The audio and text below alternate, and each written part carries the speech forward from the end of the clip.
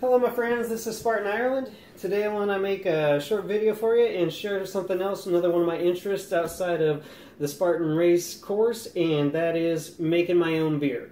I want to just give you a quick introduction to it. I take a very basic approach. I want to give you the nutshell, the 5 ingredient list, and then tell you a little bit about a couple of the pieces of equipment that you get at the brewery supply store that you're using making it. So I'll give you this quick introduction, and then I will add to it some clips as I actually go through the process here at my house, so that stuff will be in the back end of the video. In a nutshell, if you can boil water and follow a recipe, you can make your own beer. It's really not that hard. It's not that complicated. A person could probably go and get themselves a college degree in beer making if they really wanted to delve into all the science. But to keep it basic, if you can make coffee and add milk and sugar to it, then you can do this too.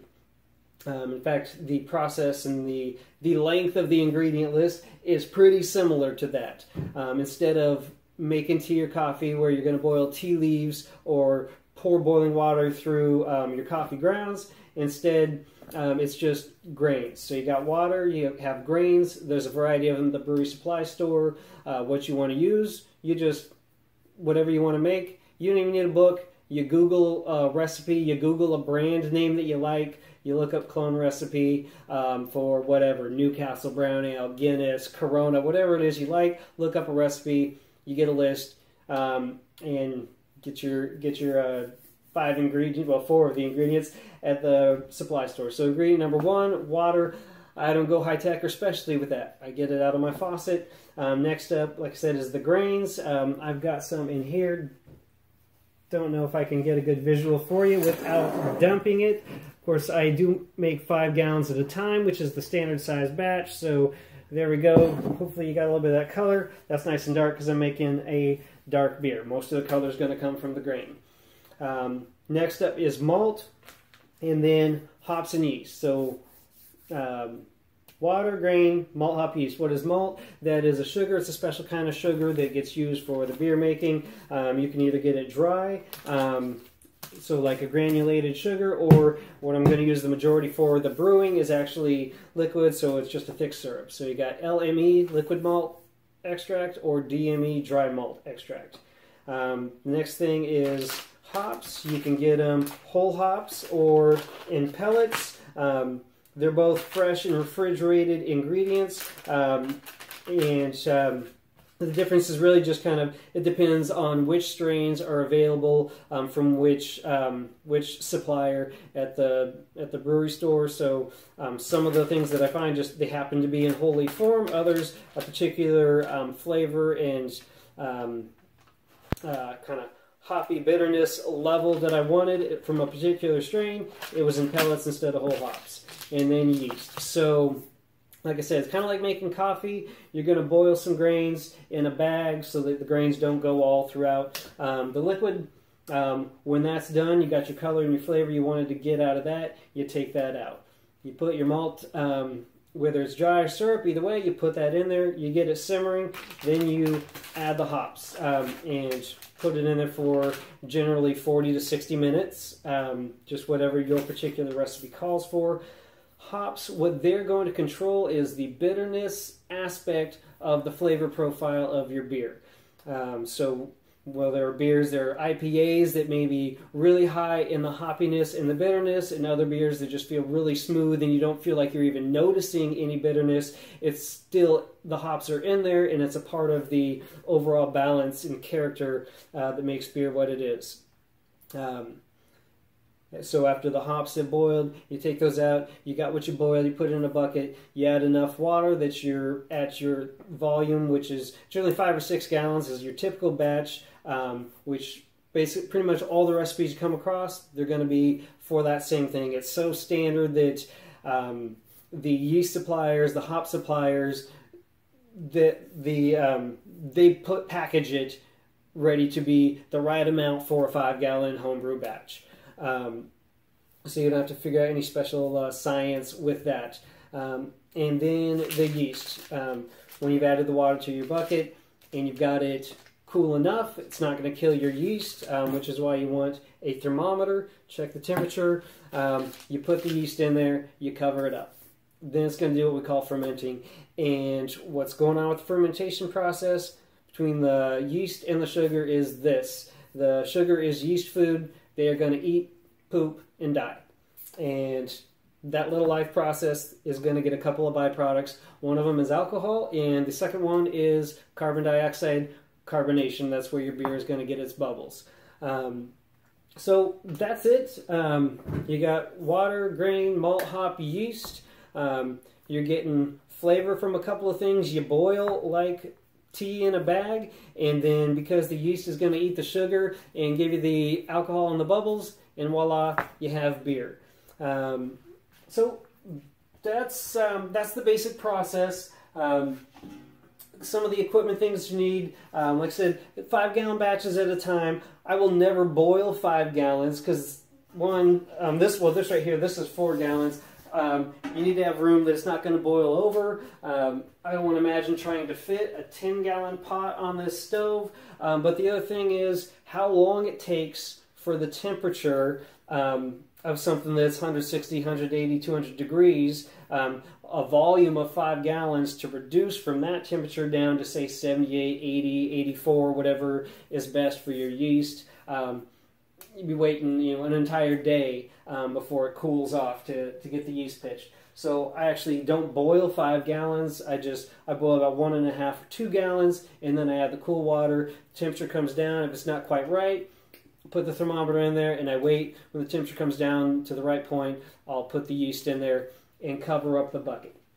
So you need a big pot. Like I said, this is 4 gallons, but I'll only boil about 2 gallons, plus there's volume from the grain. Later there's volume from the malt, and I don't want it to boil over. As I mentioned, temperature for when the yeast goes in there, so get yourself a handy little thermometer that can go down in there and pick up the temp of the water that it's in. The other thing I mentioned is a bucket. So get this at the brew supply store. This, I think, well, it's marked up to here is the 5-gallon mark. I think it has room for 7, but you wouldn't put 7 of liquid in there because, like I said, you're going to get carbon dioxide as a byproduct while the yeast is eating the sugar, and you're going to get bubbles. You're going to increase volume a bit, and you don't want to pop and force the lid off. This has got a spigot, so that actually makes bottling really simple and easy when it gets to that stage when it's ready for the bottle.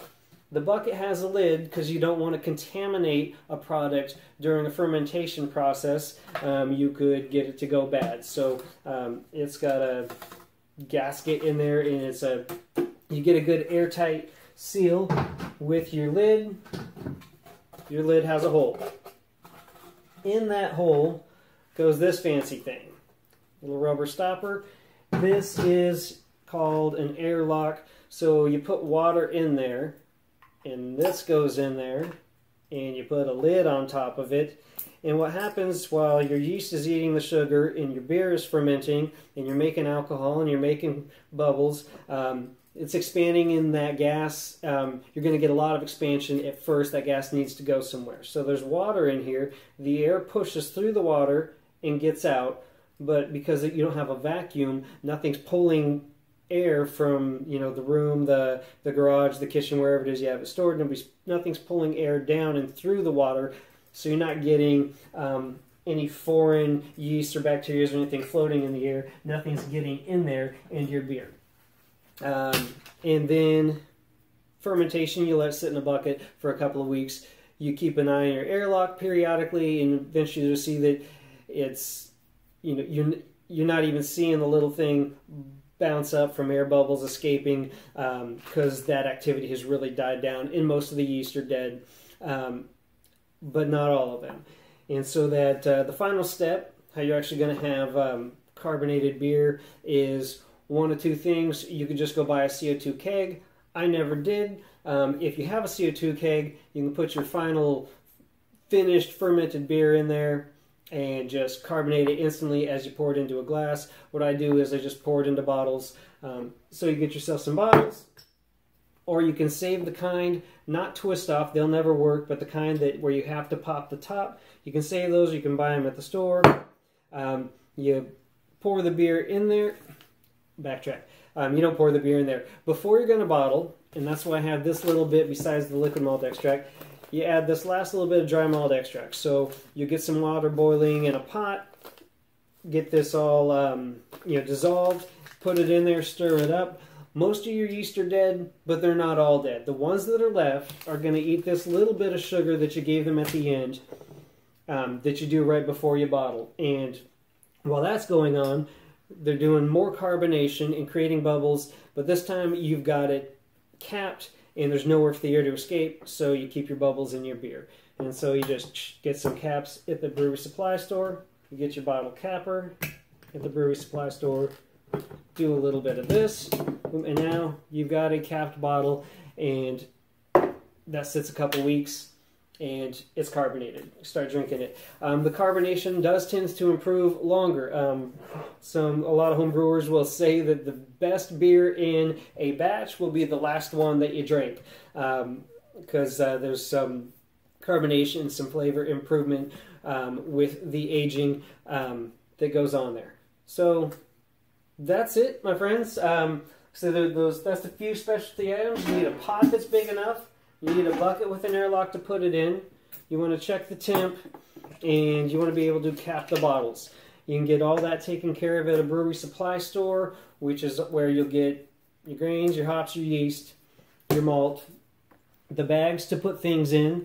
And speaking of those stores, if you have a brewery store in your town or the next town over, whatever, wherever you find one, basically guarantee that they're going to have good stuff, because brewery supply stores, they only cater to one type of demographic, one kind of audience, and that is craftsmen, artisans that want to make something good. It's like doing home baking instead of just settling for store-bought. And so it's home brewers, or maybe someone who's developing recipes and going and entering into contests, hoping to start up their own brewery one day or something like that.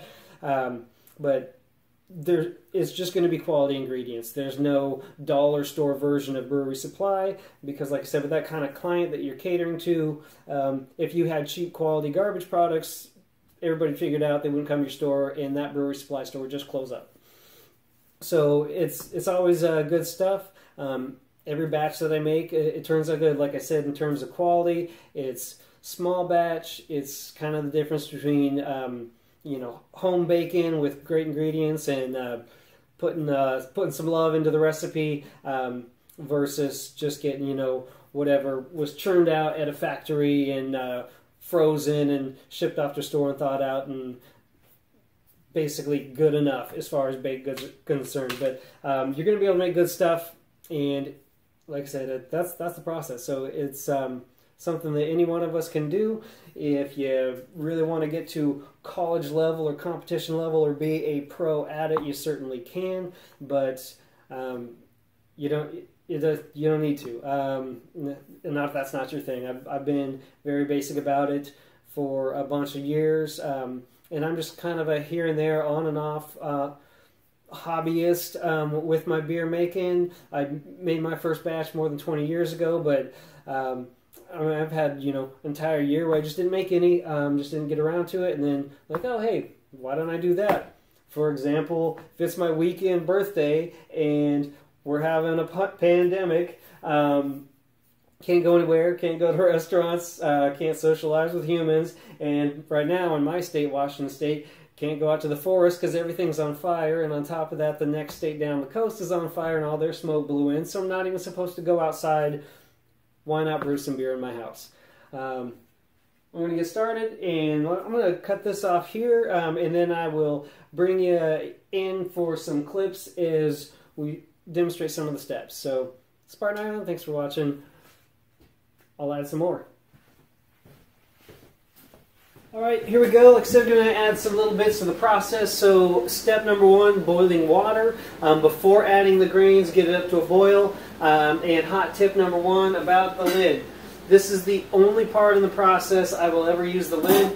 You don't actually need the lid at all. You can get your water to boil eventually. I just use that to kind of speed it along, that I'm containing some heat in there a little bit better. But like I said, only with the water. When I add grains, when I add malt, when I add hops, I do not touch the lid again during the process. That is a nice quick way to get what you're doing to spill over onto your stove. I happen to have the benefit now of a glass stove. I have spilled beer in the brewing process, and I have had that happen when I didn't have a glass top and had a conventional oven, and it makes quite a mess. But when you've got a boil or a simmer going on with the grains, the malt in there, no reason for the lid.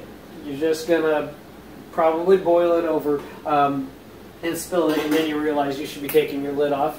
So that's it. Hot tip number 1. Lid only when it's water, just to get it up to a boil. Alright my friends, step number 2, that is adding the grains. So this recipe, I think I've got 3 pounds of grain. So I actually have 2 bags with a lot of grain in them. One of the things, when I have a lot, and it gets heavy as it gets soaking up water to the grains, is it's possible it can sit on the bottom. If it sits on the bottom and gets too much heat right from where the metal's touching the burner, I did one time actually have kind of burn the bag a bit, which caused it then to break open later. I had a lot of material to filter out of my beer because some of the grains that were coming out of the bag. So whenever I have, a significant quantity of grains going in a recipe, then one of the things that I will do is I will actually just tie them off a bit on the handles on the pot so that they don't just sit and with maybe with a little bit of pressure from the weight they've soaked up in water and get themselves sticking to the bottom of the pot. So I'm going to get this thing soaking. I got my water boiling. Once my water's boiling, I found the sweet spot on my stove is 6. That's going to keep it kind of a boil / simmer where it's going to continue simmering without increasing in volume, bubbling enough to start boiling over and spilling out over the side. So that's one of the things you want to do is find your sweet spot. Until you find your sweet spot, once you add things into that water and get it boiling, it probably is a good idea to kind of watch it like a hawk when you get to the right spot where you're keeping a simmer going, but it's not increasing in volume, and there's not a risk of bubbling over. Then you can relax a little bit, sit down, be nearby, but just kind of look at it periodically. Pay attention closely when you're starting out, and that's it. So trick number 1 with the grains. Tie it off on the side, find a way to prevent it from just sitting on the bottom so you don't possibly burn the bag, possibly break it open. Alright my friends, I got a little time on my hands, so we'll speak about time for brewing the batch, and then I'll mention a couple other things. So like I said, you can just Google a recipe, anything that is a beer that you like. The key word would be clone, right? So if Guinness was your favorite beer, you just type into Google Guinness clone recipe. It's called clone because somebody has figured out what ingredients would go into a beer that's gonna get you kind of that same body and flavor and character and taste and all that and color. Guinness did not open the vault and give people their recipe, but people that know and enjoy and understand beer, you can just figure out what the recipe is, and so they'll put, whether it's in a book or it's just online, a clone recipe, something that's going to copy the flavor and the style of that beer, so it's called a clone. So clone recipe. So you just follow a recipe for whatever you dig up that suits you. But some typical times will be boiling grains for an hour. Again, what you're doing is you're extracting flavor and color out of those grains. So it takes some time in the boil. That's why I've got an hour on my hands. The typical times would be from 30 minutes to 60 minutes for the hops. There's no specific time commitment for the malt because what's going to go on here, I have my grains for a set amount of time. Then I'm going to take them out. They're just going to, the bags of grain are going to get thrown away. I got what I wanted out of that and into my water. When that happens, I'll slide it off of the heat. I'll add the malt in there. Going to want to stir that while you're doing it, that it doesn't just hit and sit at the bottom on hot metal. Burn a little bit of your malt. You may, even if you want a little bit of burny flame, well, if you did, that's great. Then you can burn it if you like, but you'll get some amount of stuff you're going to filter out from the liquid later on if you did burn something on the bottom. It's not the end of the world, but stirring it while you're pouring it helps. Like I said, there's no time commitment to the malt. Once the malt is in, you stir it up, you put it back on the heat, you make sure it's boiling, get it to a boil again, lower it to that temperature that you know is going to keep it at a simmer. Like on my stove, it's 6. Keep it there, and then as soon as you got that done, your hands are done with fiddling with the heat, it's time to toss in your hops while the malt is in there. So you have the malt and hops in there together, and then your time setting will be based on what your recipe calls for, how long to boil the hops. Usually somewhere between 30 and 60 minutes. A lot of recipes will call for something like, add these hops first, because that's going to get a full 60 minutes, but this other kind of hops to add a different balance and character to the flavor, maybe it only calls for 30 minutes. So set the timer for 30. Add the second one, wait that other 30 while you've left both hops in, and get what you wanted out of the hops. Then again, it's like a tea bag. You're done with that. You got what you wanted out of it. That goes into the garbage. I brewed yesterday, or no, like 2 days ago. So I'll show you how you grab with this. So that was the hops. That was the grains. Once you're done with it, toss it out. However, right when it's come out of a boil and it's 150 degrees, you toss that into your plastic garbage bag, and you may melt your garbage bag. So I'll just let that sit and let it cool. That's oh, and we could talk about cost to brew a batch of beer. That's going to just be relative to the quantity of the ingredients. The grains tend to just be one price across the board per pound, no matter which grain you're choosing at the brewery supply store. The hops, again, it's just one price for hops, and you just choose whichever strain your recipe called for. But I'll spend about $30 to $40, and I'm going to brew the 5 or maybe a little over 5 gallons worth. It's going to be in about 60 beers. So whatever. It's not dirt cheap, but compared to, okay, hey, this craft brew at the store, it's $8 for a 6-pack, where I'm getting them, 10 6-packs out of it for $35-40, so $3.50 $4 a 6-pack to get something good and something I can just go for exactly what I like. Also, as you get some practice with it and you follow some recipes, you start getting ideas of, oh, I want to add this. And when my palate desires this characteristic a little more, maybe I want to step up the hoppiness. Maybe I want to experiment with adding a spice like black pepper or cloves or whatever. And you can just develop your own thing. And it's certainly easy to just start off following somebody's recipe. And so, like I said, it is less expensive than craft beer at the store. And we'll go through a few other things later as we add the malt and the hops later in the process.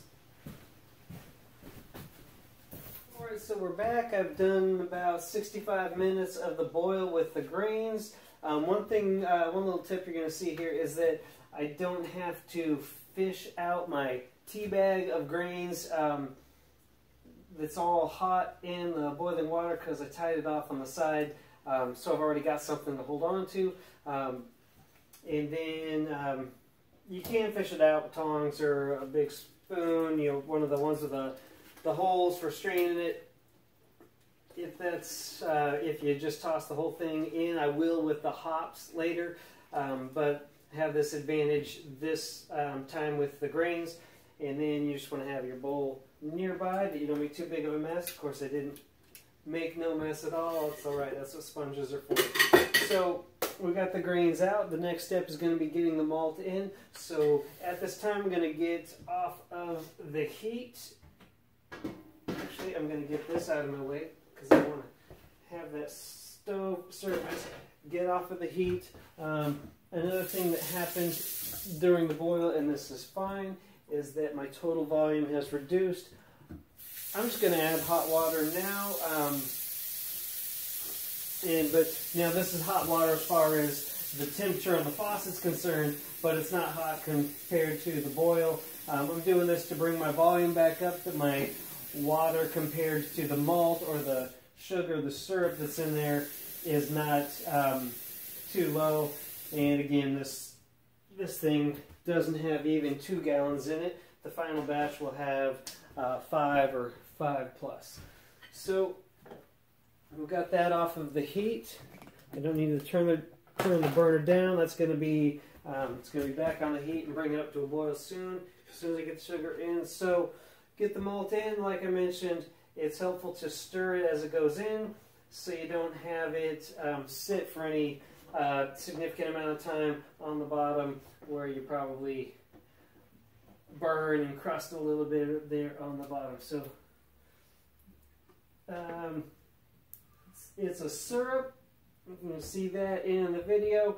I'm going to help it get out a little bit with the spatula.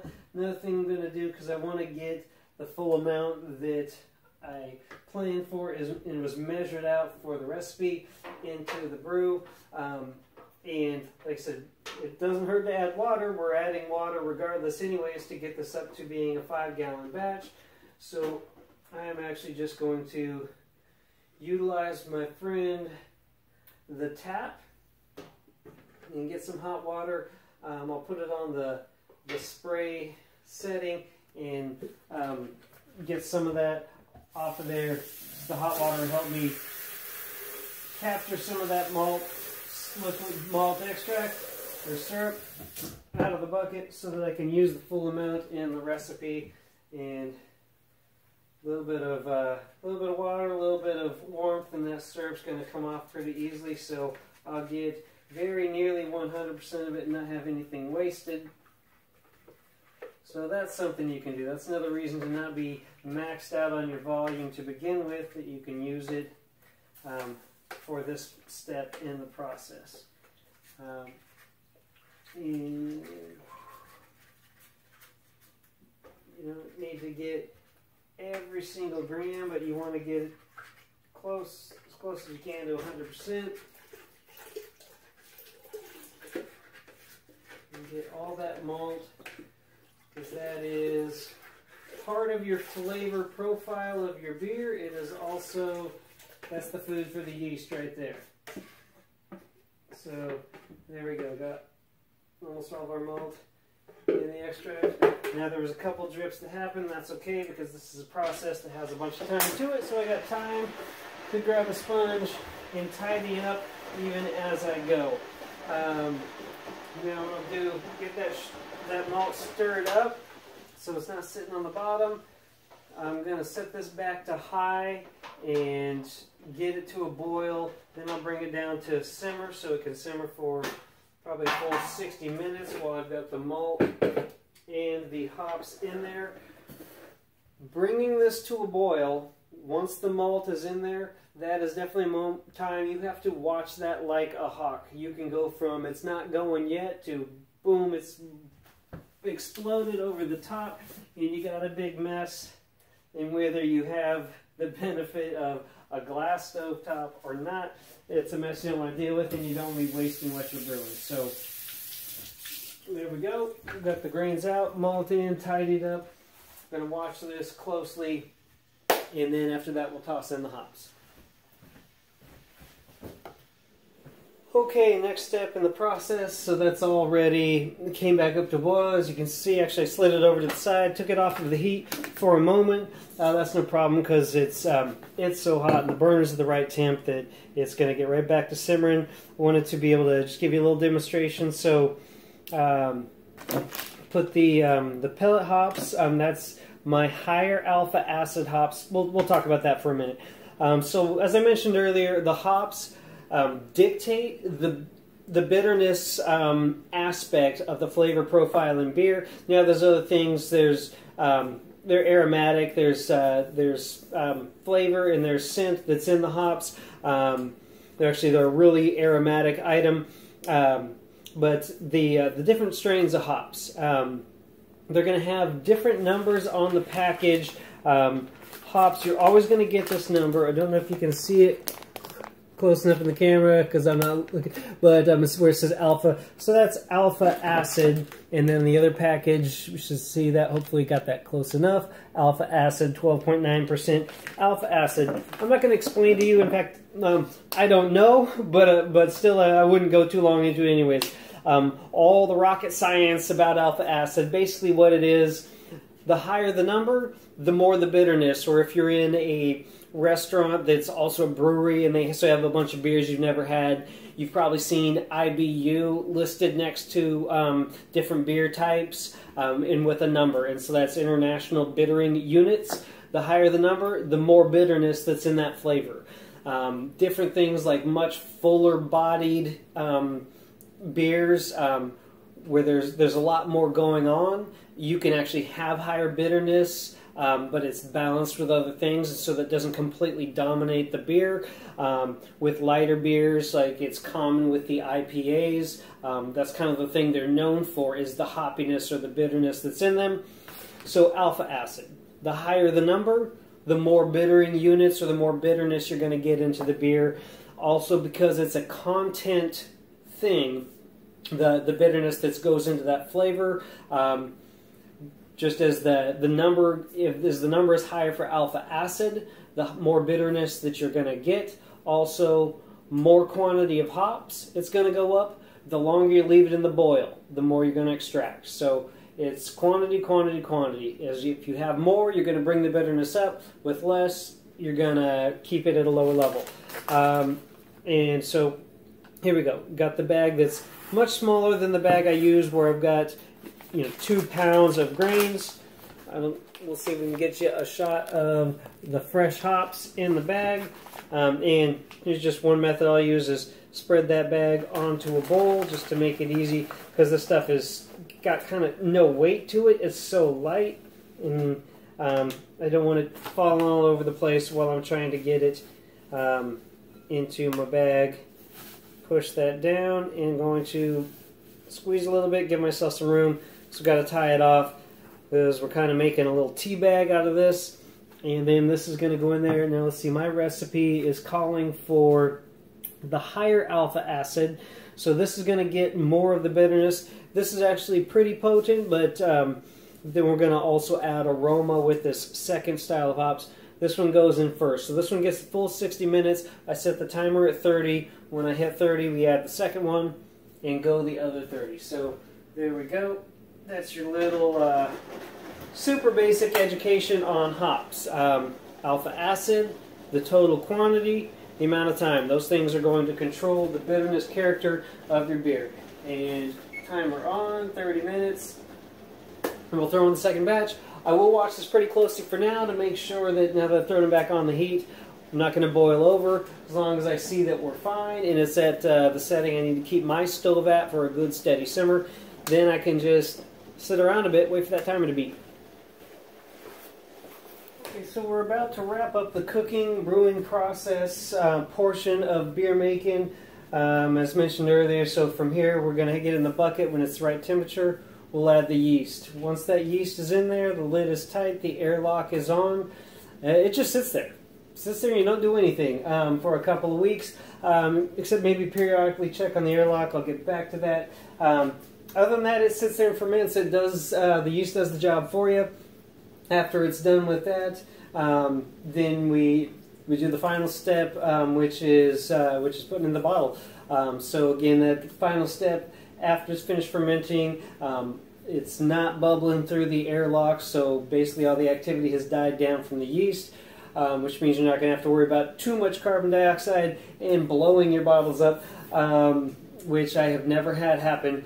Yeah, at that point, then you boil a little bit of water, put the primer sugar in there, get it dissolved, add it to your fermented beer, stir it up. That little bit of sugar you add with a few yeast that haven't died yet, they're going to gobble that up. And you do that right before you bottle. In the bottle, they're going to do some more carbonation, and that carbonation is going to stay inside the bottle, and you'll have your carbonated beer. So the boiling, the cooking process, besides me yakking at the camera and getting the water to initial boil, it's just a little bit over 2 hours. We got 1 hour grain, no malt. Then we have the liquid malt extract, that's the syrup. While it was off the heat, stir that up, back on the heat, hops, about an hour for that. So, hour for the grains, hour for the hops. I had 2 hop bags in here, but in the interest of saving time, I took one out already so I can hurry this video along. There we go, scooped it up, got it out. Hot tip for this aspect. Okay, so you got the bucket, you got the spigot. One side is liquids flow right through, the other side is closed. I always check my beer bucket by putting water in. Right now it's draining water. Turn it, it's watertight, nothing's dripping. That's good, because what you don't want to do is pour your hot beer in there and find out you've left your spigot in the open position. So from there, I'm going to add this. I'm going to dump this in carefully.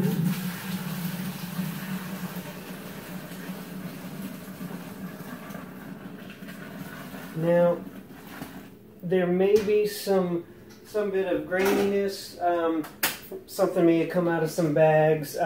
There's always some stuff that's in the beer that's going to settle later. That's fine, because due to 2 steps in the fermentation process. So it sits there fermenting, the yeast eats that sugar up, and once that's settled down, I'll actually take this bucket, use the spigot, pour it slowly into a second bucket. And then there's some kind of like sludge and sediment that all settles to the bottom, and that's at the bottom even lower than the spigot. So I'll pour out the good liquid beer without any of the thick stuff at the bottom into second bucket, dump out the sludge, clean it out, put the beer back in, lid back on tight, airlock again, let it finish off. That gives it more clarity and gets a bunch of that sediment out of there. That stuff will settle at the bottom of a beer bottle.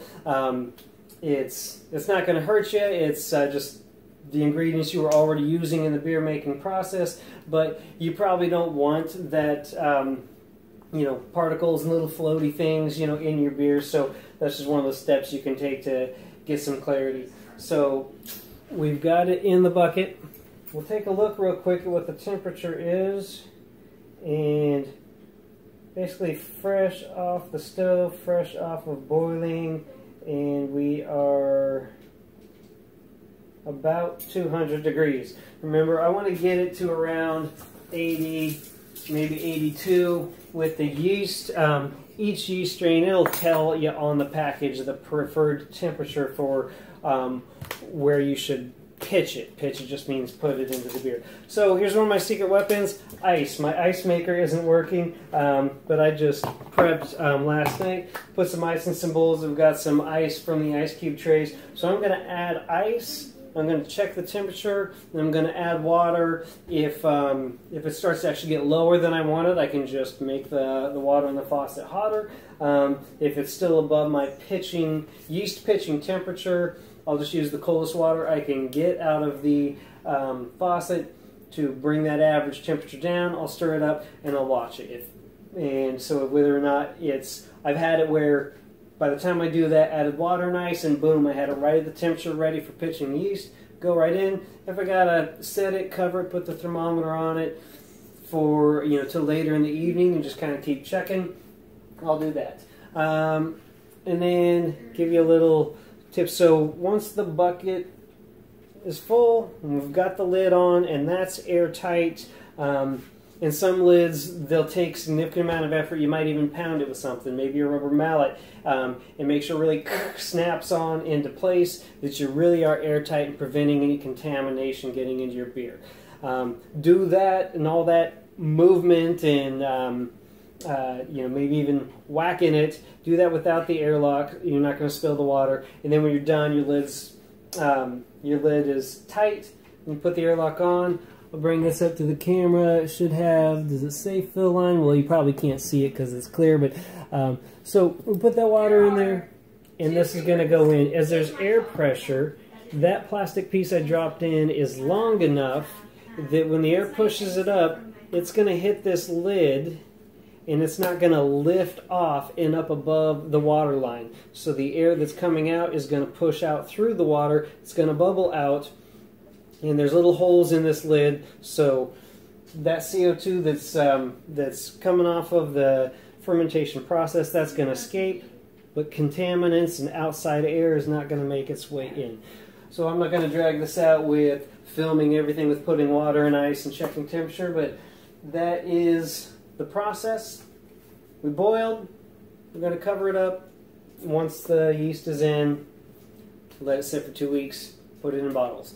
So that's it. And if you're interested in brewing beer, you know, maybe this just kind of open your eyes a little bit to see that it's really not that hard. It's not that complicated of a process. Again, you just you think of a beer that you like, you look up a clone recipe online, see what the ingredients are.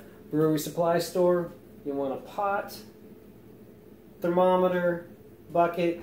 Do yourself a favor and get the kind with the spigot, the lid with the airlock, and a bottle capper, bottle caps. Oh, so the bags that those hops and the grains went in. Of course, the brewery supply people, they'll be able to help you out and tell you, but those are called muslin bags. M-U-S-L-I-N. That's kind of the big tea bags that you use. There's the really long ones that cost $1 for where I've got a couple pounds of grain. The little ones for the hops are 50 cents. And it's fun. It's easy. It is more economic than the craft brews on the shelf. And as you get you know, into the basics and try a couple recipes from other folks, you find out you just like it and you're having fun with it, then you can really just expand and test out whatever you want with different kinds of flavors. So that's your little introduction from Spartan, Ireland into making your own beer. Alright, and here's one final video of the fermentation process happening. So the lid is airtight. Here's the airlock. Water gets out through the water from inside. As carbon dioxide is a byproduct of the fermentation, and air can't get back in through the airlock. It's slowed down a bit now. It's a few days into it.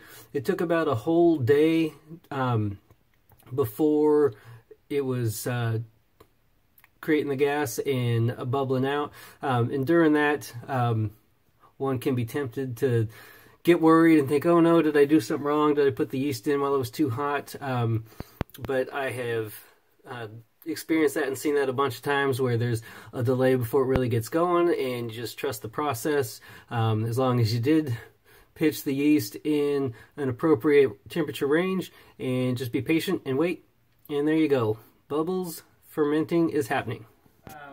As I mentioned at the beginning of the video series, the total ingredient list is not much more than coffee with milk and sugar, but there's going to be a few more steps in the process other than the brewing.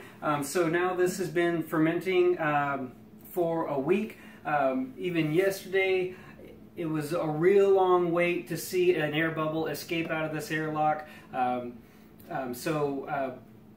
Most of the fermentation is done. What I'm going to do now is I'm going to filter out, I just call it sludge or stuff that settles at the bottom. It's not bad for you, it's just going to take away from the beer's clarity, and it's just stuff that has settled from the yeast, from the sugars, from the grains, material that's in the liquid. So to get more clarity in the beer, I'm going to do this step. I'm going to I'm going to open this spout. Actually, I'm going to take off the top because we don't want to pull air through the airlock at this point in time. So I'm going to take off the lid. We're going to pour it into another bucket, which I rinsed and with some water and some bleach, and then gave it several rinses because I'm not trying to get a bleachy taste. And then we're going to get in there, get to the bottom. I'll probably even tip a little bit to get the liquid off the top, and try and keep that sludge in there, and then we'll just dump it, rinse it out. We can put it back in, airlock it again, and I'll finish out the fermentation. So that is the step now to assist in getting some beer clarity. Okay, so this is the black oat ale, nice and dark, and here we go. This is a nice full body beer. Just got the bucket pretty close so that I'm not risking spilling it, and I just just got it on top of another bucket. Still works for you. And it'll take some minutes and drain out. But because of where the spigot is, it's not going to get that stuff at the bottom, not unless I were to tip it enough to pour that through, which is exactly what we're trying to filter out at this point.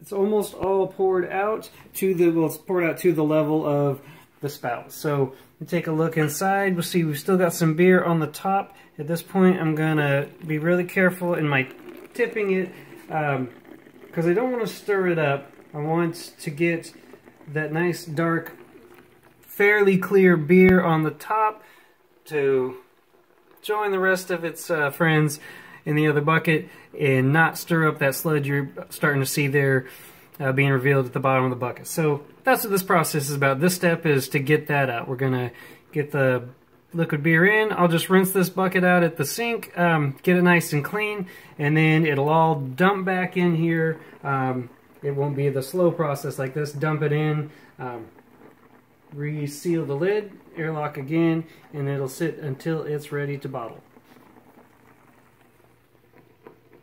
So that's it for this point. Done that thing where you're going to make a video and then you check back later and you just have a still shot.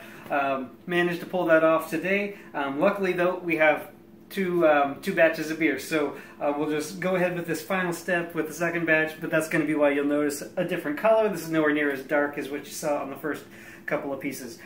So this is going to be what I call just the unceremonious dumping. Now that we've filtered out the sludge, you can see we've rinsed out the bucket. My important final step for rinsing out the bucket, when I've got everything out and it's just looking like clear water as I'm rinsing it, is I will open the spigot while it's in the sink. A couple of things. One, to clear out if there's any debris in that part so it's just not there later. The other thing is I like to have my final step be doing that and while there's still water in there that could flow, turning it and making sure nothing's flowing, because we don't want that to be open at all now. Now I'm going to dump all 5 gallons, boom, in a couple of seconds. It's going to all be in there, and I don't want it pouring on my floor because my spigot wasn't totally closed. So that's it.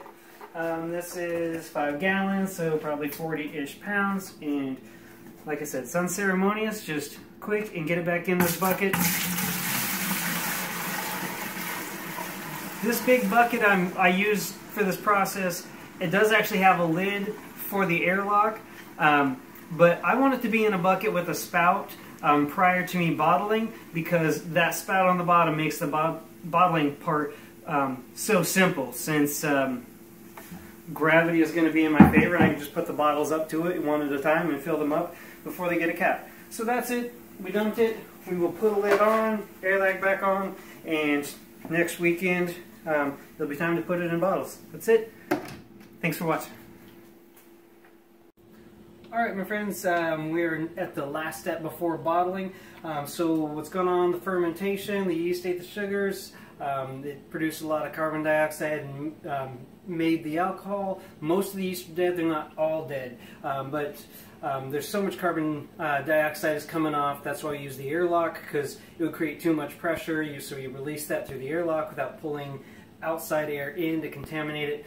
Now that's done. Like I said, most of the yeast are dead, they're not all dead, but what we're going to do here, you can buy this at the brewery supply store. It comes already measured, the 1 1/4 cups. It's the dry malt extract, and so it's called priming sugar, and we're going to prime it right before it goes into the bottle. So this is going to go in water to dissolve, boiling water. That's at risk of boiling over quickly and easily, so I'm going to watch it really close. It's not going to take long.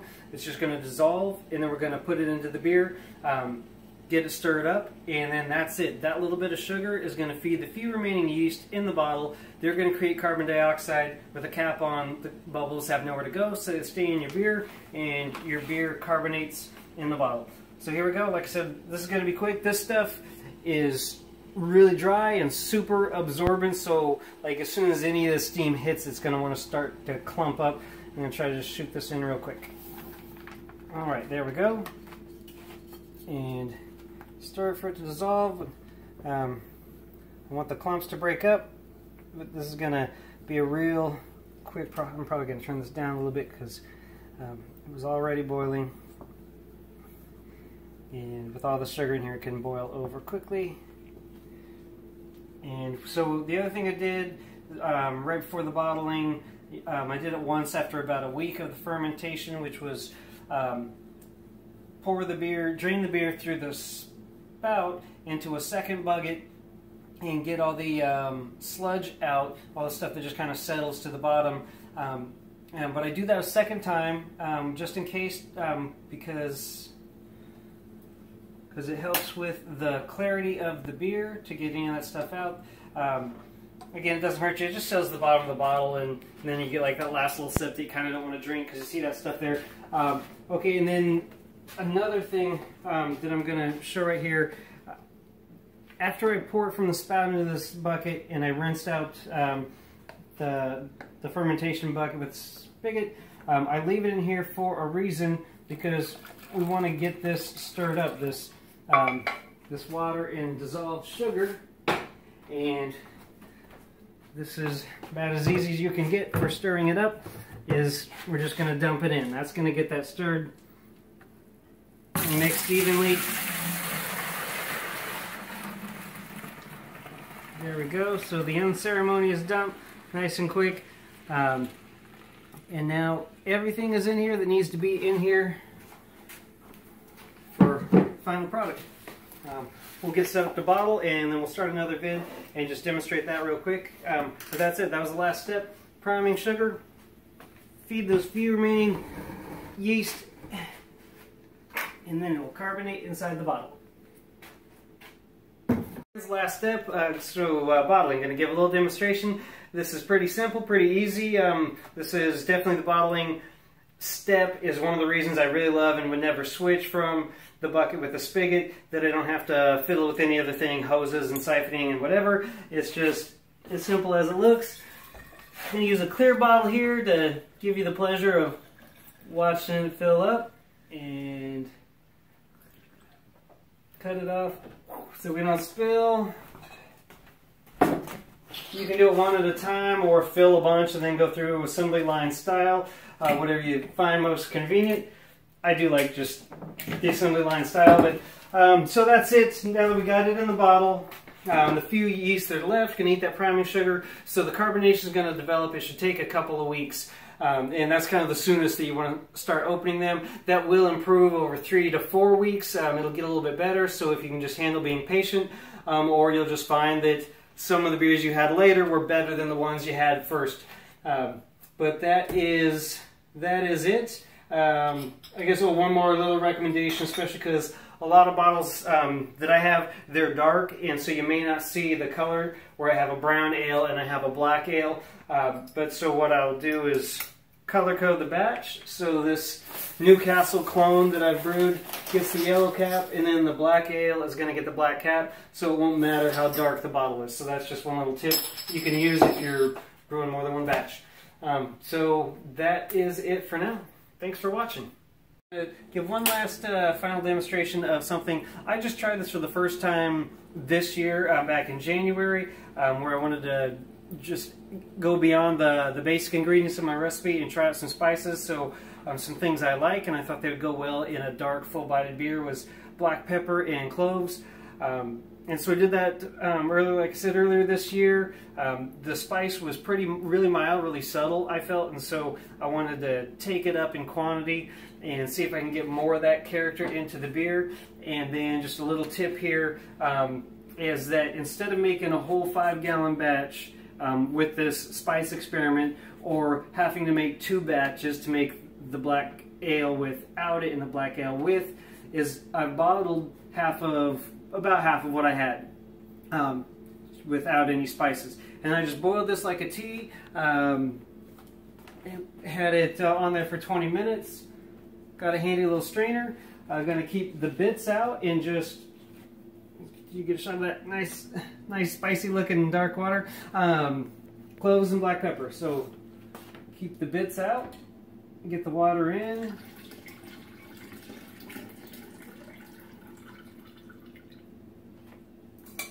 And there we go. So that's it. I'm gonna stir it up a little bit, and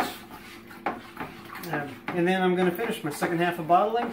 But there you go. There's just one little tip on how you can do an experimentation just with half a batch and try out some different things with your brewing. All right. Well, thanks for watching. Hope you give it a shot. As you can see, there's actually a few more steps, and it takes a little longer than making a pot of coffee, though. The ingredient list is not that long, and really you just get a couple of the tools and follow a recipe. Anybody can do it. So thanks for watching. Peace out.